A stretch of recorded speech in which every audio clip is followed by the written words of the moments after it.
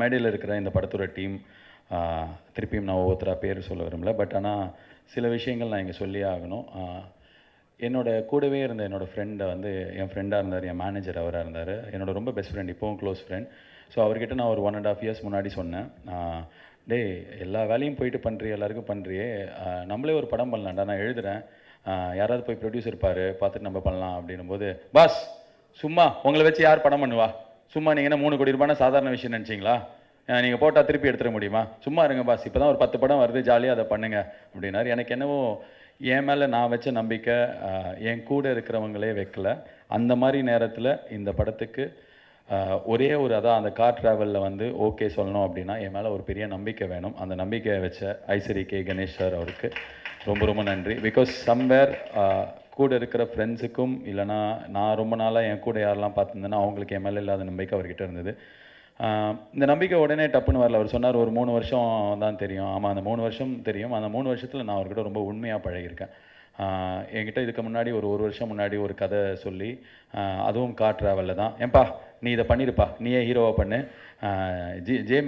Jamie நீயும் சேர்ந்து பண்ணுங்க, ஜேமின்றவர் தான் வருண் அப்படின்ற அவரோட நெஃப்யூ, பண்ணுங்க அப்படின்னும் போது நான் சொன்னேன், இல்லை அங்கிள் நான் ரெடி ஆகலை இன்னும், ஐ வாண்ட் டைம் அப்படின்னு சொல்லியிருந்தேன்னா. ஸோ ஒரு வாய்ப்பு வருது அப்படின்றதுக்காக ஒருத்தன் கிடச்சாண்டா அப்படின்னு மேலே ஏறணும்னு எனக்கு தோணலை.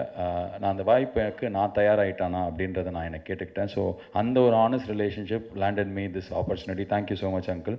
அண்ட் இது வரைக்கும் ஒரு வாட்டி கூட என்கிட்ட என்ன செலவு, ஏன் இதை பண்ண, இவங்க ஏன் வேணும், ஹீரோயின் இவங்க தான் வேணும் அப்படின்னும் போது உண்மையிலேயே கம்மி காசுக்கு ஒரு புதுமுகமாக இல்லைனா வேறு ஏதாவது லாங்குவேஜ் நடித்தவங்களா போட்டிருக்கலாம், இல்லை எனக்கு பிரியானந்த் அவங்க இருந்தால் கரெக்டாக இருக்கும்னு நினைக்கிறோம். டீமில் எல்லாம் ஃபீல் பண்ணுறாங்க, தமிழ் தெரியும் அவங்களுக்கு, அதுவே எனக்கு ரொம்ப பெரிய அட்வான்டேஜ்னும் போது இந்த படத்தோட பட்ஜெட்டுக்கு அது ரொம்ப ஜாஸ்தியாக இருக்கும்போது இருந்தாலும், அதாவது அவங்க அதிக சம்பளம் வாங்குற ஹீரோயின் இல்லை, பட் ஸ்டில் அவங்க அந்த மாதிரி முதல் சின்ன சின்ன டெசிஷனில் ஆரம்பித்து மொத்த படமும் பார்த்ததுக்கப்புறம் எனக்கு ரொம்ப பிடிச்சிருக்கு அப்படின்னும் போது நான் சொன்னேன், எனக்கு இன்னும் ஒரு நாள் ஷூட்டிங் வேணும், எனக்கு இது திருப்தியாக இல்லை அப்படின்னா, ஈ சைடு ஓகே, அதுக்கும் உனக்கு வேணா பண்ணிக்கோப்பா அப்படின்னார். இப்போ படம் ரிலீஸ் போது எல்லா ப்ரொடியூசரும் அவ்வளோ டென்ஷனாக இருப்பாங்க.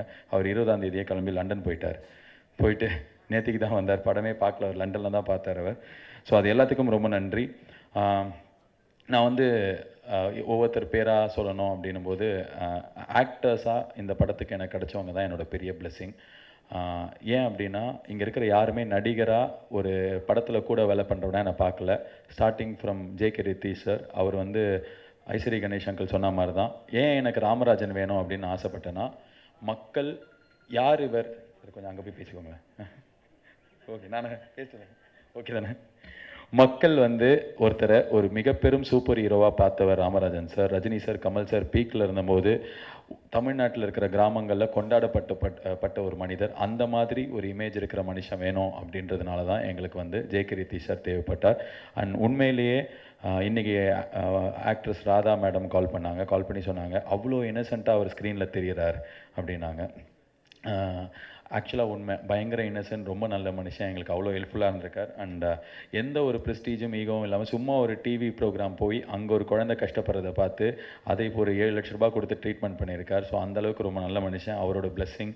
And Ramkumar sir, I want to tell you here, he is like, I kind of feel like is my father. அந்த மாதிரி ஒரு அவ்வளோ பாண்டிங், அவ்வளோ அஃபெக்ஷன் என் மேலே. நான் பிரியானந்த் அவங்க கிட்ட சொன்ன படம் பார்க்கும்போது அவர் ஒரு வாட்டி பார்க்கும்போதும் அவர் கண்ணில் பயங்கரமான லவ் தெரியுது என்னை பார்க்கும்போதுன்னு. எக்ஸாக்டாக அடுத்த நாளைக்கு அவர் சொன்னார், it's all because of the love that you have for me அப்படின்னு சொல்லிட்டு நான் சொன்னதோட ரிவர்ஸ் வெர்ஷன் சொன்னார். முதல் நாள்லேருந்து இப்போ வரைக்குமே is been a positive spirit around. And இப்போ சொல்லணும், அவர் வந்து என்கிட்ட வந்து ask me if I can do a film for Sivaji Productions அப்படின்னு சொல்லிட்டு, என் லைஃப்பில் ஒரு பெரிய ஹானர் அது. Thank you so much for that sir. அதாவது சிவாஜி ப்ரொடக்ஷன் அப்படின்றது வந்து ஒரு 42 வருஷ பாரம்பரியம் இருக்கிற ஒரு நிறுவனம். சிவாஜி சாரோட ஃபேமிலின்றது தமிழ்நாட்டில் ஒன்றாவது முக்கியமான குடும்பம். அந்த குடும்பத்தில் இருக்கிறவங்க எல்லாம் சந்தோஷப்படுற மாதிரி ஒரு படம் எடுத்திருக்கோம். அதில் மூத்த மனிதர் என்னை வந்து ஒரு படம் எடுக்க கேட்டது வந்து எனக்கு ரொம்ப பெரிய ஒரு blessing. Thank you so much sir. And எனது தந்தை நாஞ்சல் சம்பத், இன்றைக்கி எல்லோரும் பேசினதில் எனக்கு வந்து ரொம்ப என் ஹார்ட் டச் பண்ணது அதுதான். ஒரு 40 வருஷம் ஒருத்தர் இருக்கிறவருக்கு ஒரு கலர் இருந்தது, திடீர்னு ஒரு லாஸ்ட் 5 வருஷமாக அந்த கலரை இந்த படம் தொடச்சிருச்சு அப்படின்னும் போது எனக்கு அதுதான் இந்த படத்தோட பெரிய பெருமை.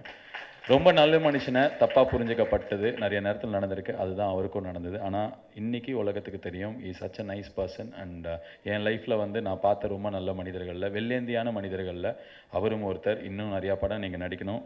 அதே தான் ஏற்கனவே 4 படம் சைன் பண்ணிட்டீங்க போல இருக்குது. நாகர்கோயிலில் 4 ஏக்கரா வாங்கி போட்டு தொலைங்க. இத்தனை நாள் தான் சம்பாதிச்சிக்கல, இதுக்கப்புறமாவது சம்பாதிச்சுக்கோங்க. பாருங்கள் அப்படியே கூப்பிட்டோன்னா ட்ராக்ஸு அப்படியே சரி போட்டதில்ல. ரொம்ப Innocent man and he was like the most positive person around. ரொம்ப நன்றி. அண்ட் மயில்சாமி சார் சினிமா எனக்கு நிறையா சொல்லிக் கொடுத்தார்.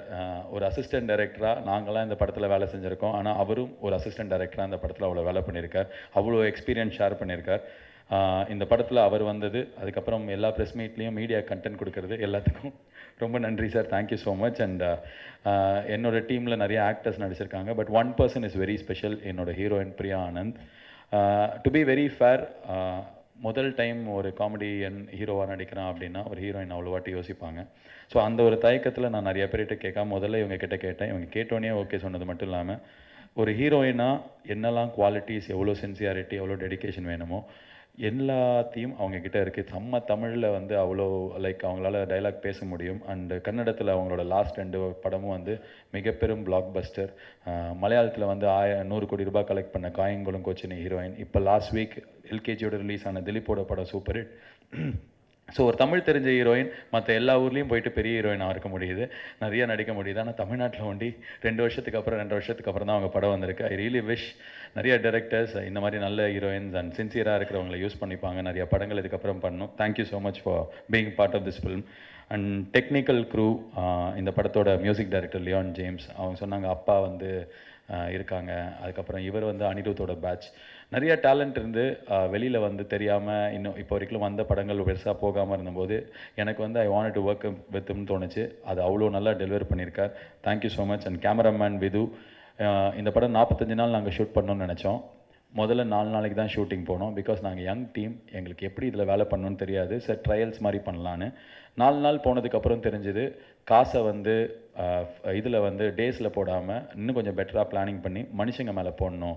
ஸோ ஃபுல்லாக ஃப்ரேம் பை ஃப்ரேம் கூட்டம் இருக்குது அப்படின்னு சொல்லிட்டு இந்த படத்தை நாங்கள் 45 நாள்லேருந்து 37 நாளில் ஷூட் பண்ணோம் மொத்த படமும். படம் ரிலீஸ்க்கு முன்னாடி அதை சொன்னோம் அப்படின்னா படத்தை சுருட்டிட்டாங்க, இது சின்ன படம் அப்படிலாம் பேச்சு வரும் அப்படின்றதுனால we were very guarded about that. And அதுக்கு ஒரே reason Vidhu. And Ravivarman sir cameraman, இந்தியாவோட மிகப்பெரும் கேமராமேன், அவர் எனக்கு ஃபோன் பண்ணி சொன்னார் எக்ஸ்ட்ரானரி கேமரா ஒர்க், இந்த படத்துக்கு என்ன மூடோ அதை பெருசாக எலிவேட் பண்ணி காமிச்சிருக்கு அப்படின்னு சொல்லிட்டு. Thank you so much Vidhu. And நான் பார்த்து பேசிகிட்டு இருக்கேன் போல இருக்குது. ஒரு மனுஷனை நான் கண்டிப்பாக சொல்லணும், என் லைஃப்பில் இதுக்கப்புறம் நான் எத்தனை படம் எழுதினாலும் என்னோட கண்ட்ரோல், அதாவது நாங்கள் எங்கள் டீமாக பண்ணாலும் இந்த மனுஷன் கண்டிப்பாக இதில் பகுதியாக இருப்பார்ன்றது பா விஜய். அவர் போயிட்டார்னு நினைக்கிறேன். பட் ஆனால் இல்லை, ஒரு 3 மணி நேரத்தில் தான் அந்த 3 பாட்டு எழுதி கொடுத்தார். நேற்று வந்த கவிஞர்கள் எல்லாமே ஃபோன் எடுக்கிறதுக்கே 2 வாரம் ஆகும்போது நைட்டு 9 மணிக்கு கால் பண்ணேன். காலையில் 11 o'clock வந்துட்டு 3:30க்கு அந்த பாட்டெல்லாம் எழுதி கொடுத்தார். Thank you so much. Pariyerum Perumal படத்தோட எடிட்டர் அங்கே இருக்கார், கொஞ்சம் எழுந்து ஹாய் காட்டுங்க எல்லாருக்கும். ஸோ இந்த படத்தை வந்து ஆண்டனி சார் எந்த அளவுக்கு எடிட் பண்ணி ஒரு நல்ல படமாக ஆக்கினாரோ அதே அளவுக்கு இவரும் இவரோட இன்புட்டை கொடுத்து இந்த படத்தை ரொம்ப ரொம்ப நல்ல படமாக ஆக்கினார். ஒரு ஃப்ரெண்டாக உள்ள வந்தார், பட் அவரோட இன்புட் ரொம்ப வேல்யூபிள். அண்ட் நான் நிறைய எல்லாரையும் சொல்லிட்டேன். Most important people know. First Think Music Santhosh, இவர் வந்து என்னோடய ஃப்ரெண்ட். திங்க் மியூசிக்கோட ஹெட் சத்யம் சினிமாஸோடது தான் திங்க் மியூசிக். இந்த படம் ஆரம்பிக்கிறதுக்கு முன்னாடியே என்னோடய ஒர்க் மேலே நம்பிக்கை வச்சு எப்படி ஒரு ப்ரொடியூசர் வந்தாரோ அதே மாதிரி இது வரைக்கும் லியான் ஜேம்ஸ் ஆல்பம்க்கு இல்லாத அளவுக்கு, ஒரு நியூ கமர் ஆல்பம்க்கு இல்லாத அளவுக்கு அதிக விலையை கொடுத்து ரிலீஸ்க்கு முன்னாடி வாங்கின அந்த நம்பிக்கைக்கு ரொம்ப நன்றி. Thank you so much. அண்ட் சத்யம் தேட்டரில் மெயின் ஸ்க்ரீன் 4 ஷோஸ் கிடச்சதுக்கு ஸ்வரூப்க்கும் அதுக்கு காரணமாக அந்த சந்தோஷ்க்கும் ரொம்ப நன்றி. Thank you so much. ஒரு மெரிட்டில் தான் அந்த ஷோ கிடச்சிது, இன்ஃப்ளூயன்ஸ் வச்சு நாங்கள் வாங்கலை. அண்ட் அந்த ஷோ கிடைக்கிறது பெரிய விஷயம் கிடையாது, கிடைச்சதுக்கப்புறம் அது ஃபுல்லாச்சு அப்படின்றது தான் எங்களுக்கு. அதனால தான் மெரிட் சீட் அப்படின்னு நாங்கள் வந்து இவங்களாம் போட சொல்லி நாங்கள் போட்டோம். இந்த படத்தோட டிஸ்ட்ரிபியூட்டர் சக்திவேலன் அவர்கள். அதான் எல்லாருமே சொல்லிட்டேன், டிஸ்ட்ரிபியூட்டர்னால் யாருன்னே ஆக்சுவலாக தெரியாது. நான் ப்ரொடியூசர் டிஸ்ட்ரிபியூட்டர்லாம் எல்லாம் ஒன்று தான் நினச்சிருந்தேன் இத்தனை நாள்.